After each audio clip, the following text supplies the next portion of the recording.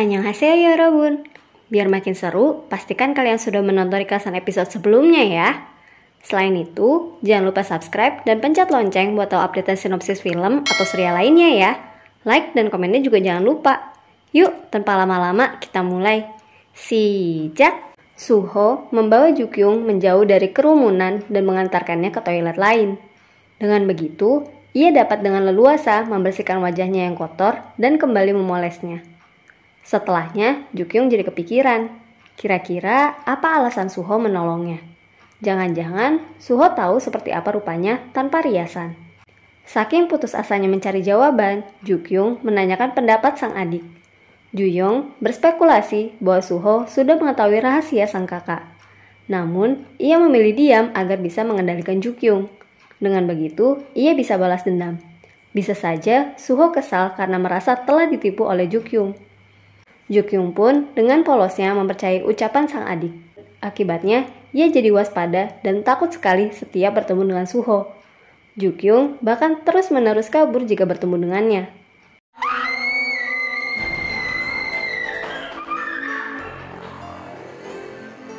Sepulang sekolah, Suho meminta Jukyung bertemu dengannya di toko rental komik. Di sana, Suho berkata bahwa ia mengenali Jukyung. 너 임주경인데. Jukyung tentunya langsung menyangkal. Bertepatan sekali, ibu Jukyung datang dan memanggilnya. Jukyung yang ketahuan basah pun balik menantang Suho dan kabur setelahnya. Rupanya, Suho sudah tahu sejak awal. Ia sudah lebih dulu membuka tas berisi jas seragam dan komik sebelum Jukyung mengambil paksa. Ia rupanya juga berbohong saat berkata mendapatkan nomor Jukyung dari pemilik toko rental. Suho justru mendapatkannya dari pacar Suah. Saat dihubungi dan minta bertemu, Jukyung pun datang sebagai sosoknya yang berwajah polos, membenarkan kecurigaannya. Keesokan harinya, Jukyung berusaha keras mengumpulkan keberanian. Awalnya, ia mau mengancam Suho, tapi akhirnya ia justru berlutut dan memohon Suho untuk tidak membocorkan rahasianya. Suho pun setuju, dengan syarat Jukyung mau melakukan apapun yang ia suruh. Jukyung pun menjadi seorang pesuruh yang taat. Ia berlarian ke sana dan kemari menuruti perintah Suho dan Suho diam-diam menikmatinya. Namun sebenarnya Suho tidak sepenuhnya bersikap jahat. Tampaknya ada kala di mana ia membuat perintah agar bisa bersama dengan Jukyung lebih lama. Tapi Jukyung terus-menerus pergi setelah menyelesaikan misinya. Gemesin banget ya, rasanya jadi keinget masa-masa SMA, waktu gebetan sengaja mengerjai kita untuk cari perhatian. Di sisi lain, Sojun berulang kali mengingatkan Jukyung untuk membawa helmnya. Sojun bahkan menggertaknya. Namun saat Jukyung ingin mengembalikan, helm Sojun lenyap. Juyong ternyata menjual helm tersebut secara online. Setelah sempat bertengkar, akhirnya Juyong berjanji akan mendapatkan kembali helm tersebut. Walau tentunya akan membutuhkan waktu. Jukyung pun meminta maaf pada Sojun dan memintanya untuk menunggu melalui secarik surat. Tetapi Sojun yang tidak sabaran terus-menerus mengungkitnya. Melihatnya, Sujin jadi salah paham. Ia pikir perubahan sikap Jukyung terjadi karena Sojun mengganggunya. Padahal karena Suho. Keinginan Suho untuk duduk bersama Jukyung lebih lama akhirnya terlaksana setelah ia menyuruh Jukyung menghabiskan makanannya. Di sana, Jukyung pun berkata bahwa ia tidak bisa terus-menerus menyelesaikan misi dari Suho. Ia meminta Suho untuk memberikannya misi yang lebih besar dan sulit. Jika ia berhasil menyelesaikan misi tersebut, maka Suho harus menganggapnya impas dan Jukyung bisa berhenti menjadi budaknya. Suho setuju, namun misi yang kali ini ia berikan betulan sulit. Jukyung harus mengikuti audisi pertunjukan bakat. Jukyung mati-matian berusaha menampilkan yang terbaik, walau akhirnya ia malah salah memasuki ruangan.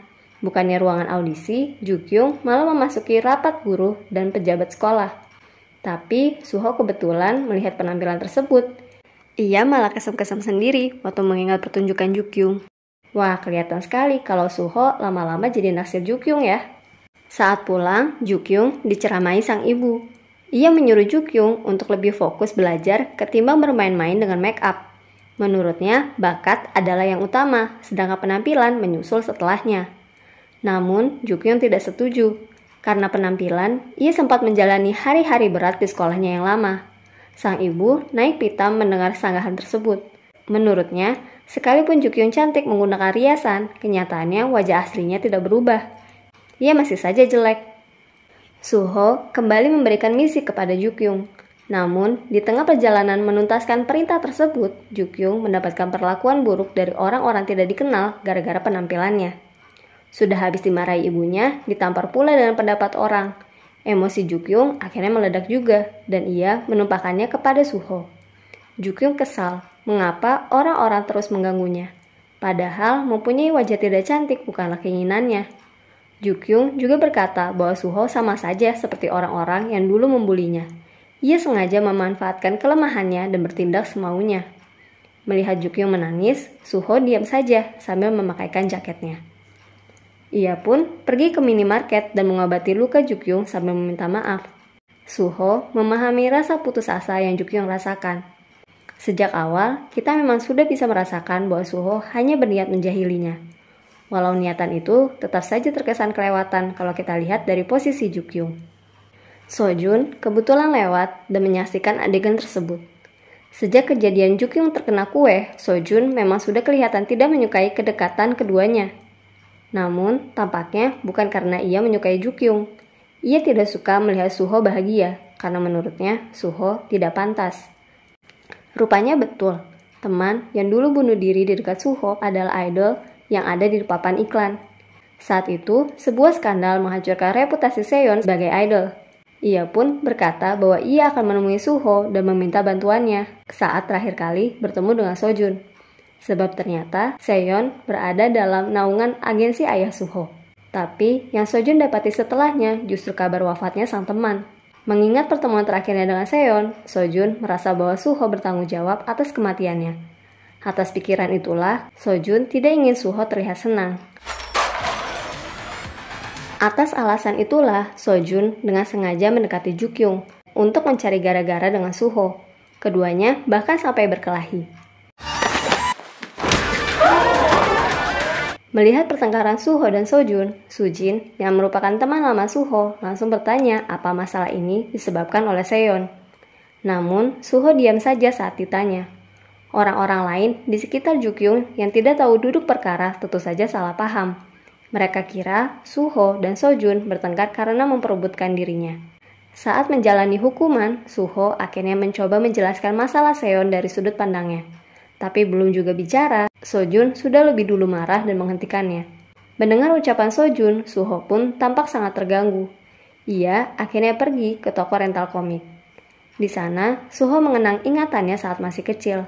Waktu dulu ia bersedih, ada seorang anak perempuan yang mencoba menghiburnya, dan orang tersebut adalah Jukyung. Kebetulan, Jukyung datang. Melihat kondisi Suho, ia pun berkata bahwa ia bersedia menjadi pendengar kalau-kalau Suho butuh. Singkat cerita, keduanya malah jadi keterusan flirting-flirting deh. Walau Jukyung tampaknya sih nggak peka dengan keadaan.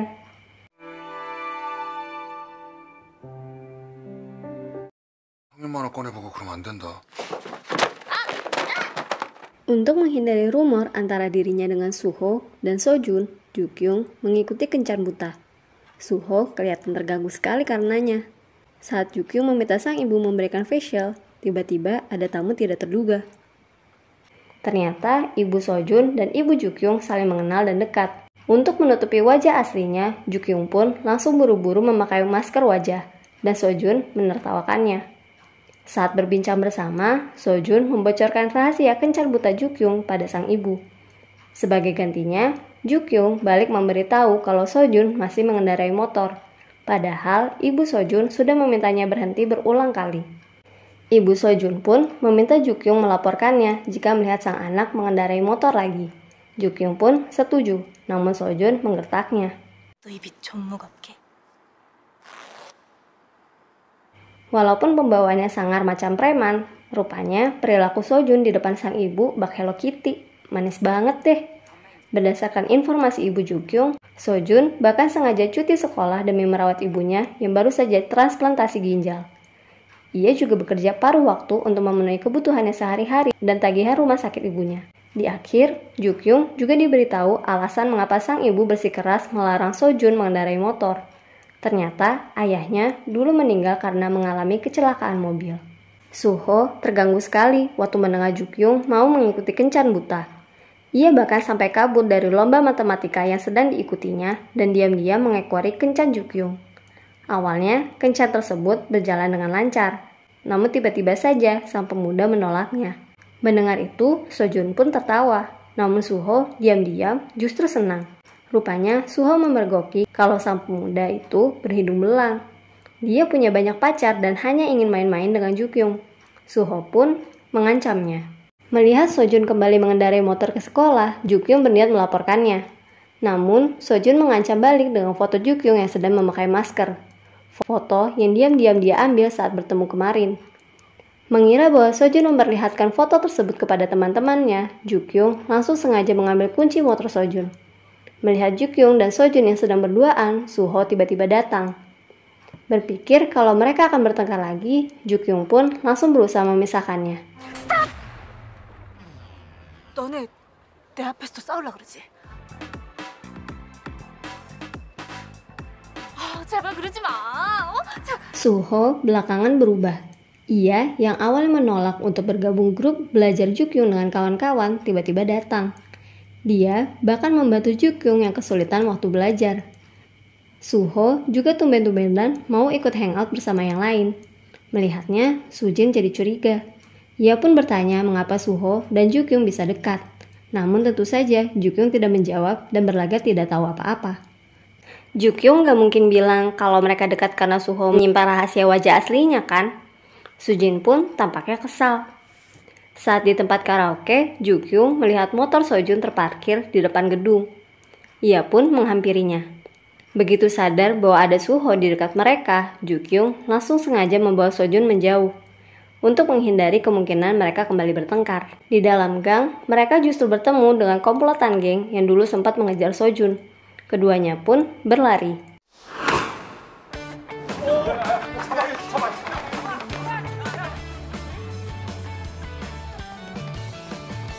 Suho yang kebetulan melihat kejadian itu pun mengikuti.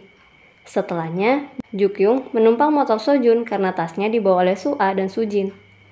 Begitu sampai, ternyata ada Suho yang sudah menunggu kedatangannya. Suho mungkin merasa tidak tenang setelah kejadian pengejaran tadi. Suho dan Sojun mau nggak mau jadi bertemu lagi. Waktu Jukyung menyuruh keduanya untuk pulang, kakak perempuannya datang. Suho dan Sojun pun malah jadi sibuk membantu mengantarkan sang kakak yang mabuk. Sojun bertanya, apa Suho menyukai Jukyung? Bukannya menjawab, Suho malah balik bertanya hal yang sama pada Sojun. Sojun pun menjawabnya, bisa saja. Tampaknya ia sengaja membuat Suho kesal. Bahkan esok harinya, Sojun berusaha mendekati Jukyung lagi. Tapi kali ini, kayaknya Suho sudah menyadari perasaannya dan dengan tegas meminta Jukyung untuk tidak mengejar Sojun. 야, 한서준! 가지 마.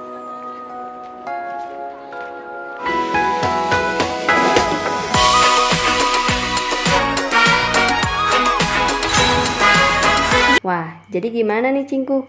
Kalian lebih suka interaksi Jukyung dengan siapa? Suho yang perhatian dengan Jukyung? Atau hubungan gemes Jukyung dan Sojun yang macam kucing dan tikus? Jawab di kolom komentar ya. 한서준! 야, 한서준! 지우라고! Jangan lupa saksikan sinopsis episode selanjutnya. Annyeong!